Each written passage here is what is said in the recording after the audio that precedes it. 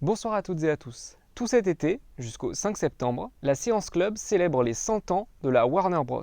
Chaque semaine, vous allez donc découvrir ou redécouvrir un film emblématique de l'histoire du studio et de l'histoire du cinéma. Alors, dans quelques minutes, nous vous proposons de voir ou de revoir Les Aventures de Robin des Bois, un film sorti en 1938. Mais avant de vous parler rapidement du film, je vais vous raconter l'histoire de l'expansion du parlant et de l'arrivée de la couleur dans les productions de la Warner Bros, mais aussi de l'entrée en vigueur du Code Hays qui a bouleversé l'industrie cinématographique américaine.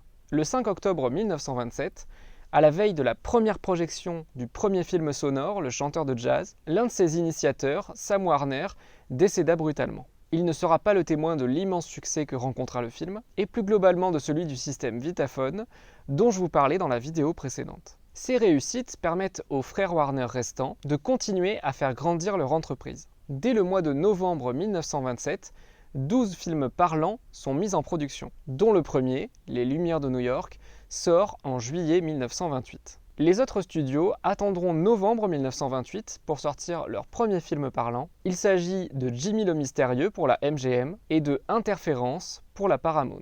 Sans mauvais jeu de mots, la Warner a montré la voie et elle cherche désormais à prendre de l'ampleur. En empruntant 100 millions de dollars, elle ambitionne clairement de devenir une major, comme ses concurrents MGM et Paramount.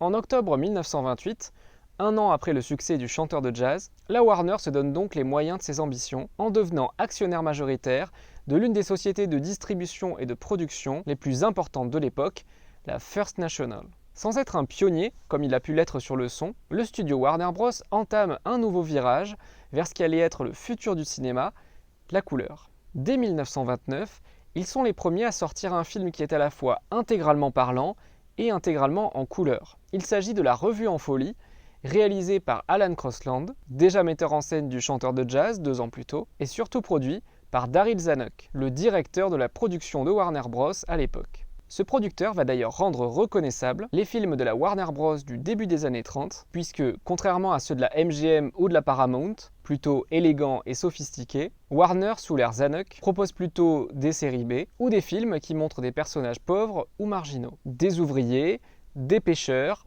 des gangsters, tels sont les personnages emblématiques de la Warner à cette époque. Et c'est notamment en réaction à ce type de film qu'en 1934 entra en application le Code Hays, du nom du président de la Motion Pictures Producer and Distributor of America, un organisme chargé de la viabilité de l'industrie cinématographique américaine, qui commença dans les années 30 à se soucier du contenu des films. Jusqu'en 1966, le Code Hays a ainsi installé une véritable censure dans les films aux États-Unis, en limitant tout simplement un certain nombre de représentations. Il était par exemple interdit de présenter explicitement un adultère comme attrayant, de représenter un baiser langoureux, ou encore d'imaginer dans un scénario un couple de personnes n'ayant pas la même couleur de peau. Le crime est irreprésentable, surtout quand il se déroule à l'époque contemporaine. C'est alors que la Warner Bros. Se décida à produire un film d'aventure historique dans lequel le bien se joue du mal. Il s'agit des Aventures de Robin des Bois. Ce film, contrairement à la plupart des productions de la Warner Bros. De l'époque, bénéficie d'un budget conséquent et surtout, alors que ce n'était pas prévu au départ, il a été tourné en couleur, plus précisément en Technicolor. Ce procédé et d'autres concurrents existent depuis le début du XXe siècle, mais il fut révolutionné par sa 4e version au début des années 30, le Technicolor Trichrome, qui permettait d'obtenir une palette de couleurs bien plus variée. Le Technicolor Trichrome avait été utilisé dès 1932 dans un court-métrage d'animation, Des arbres et des fleurs, qui est considéré comme un film laboratoire pour Walt Disney, avant de s'attaquer à son premier long-métrage d'animation, Blanche-Neige et les 7 nains, qui sortira finalement en 1937. Après Des arbres et des fleurs, en 1934, The Cat and the Fiddle, un film produit par la MGM, fut le premier en prise de vue réelle à utiliser le Technicolor Trichrome.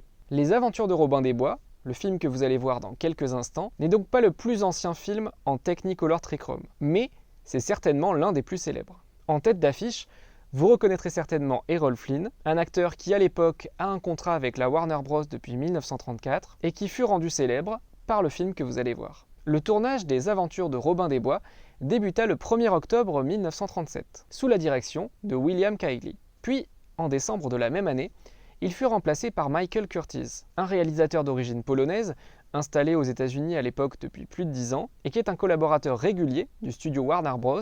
Depuis 1926. Et de Michael Curtiz, nous en reparlerons la semaine prochaine puisqu'il a également réalisé Casablanca.